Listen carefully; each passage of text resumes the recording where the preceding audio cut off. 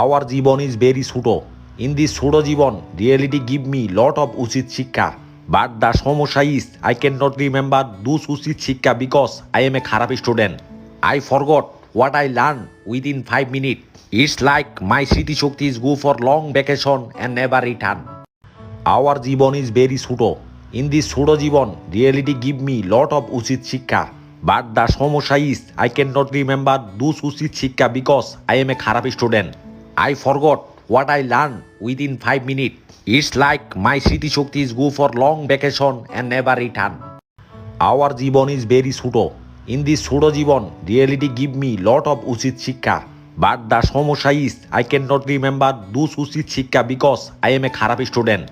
I forgot what I learned within 5 minutes. It's like my স্মৃতিশক্তি is go for long vacation and never return. Our Jibon is very ছোট.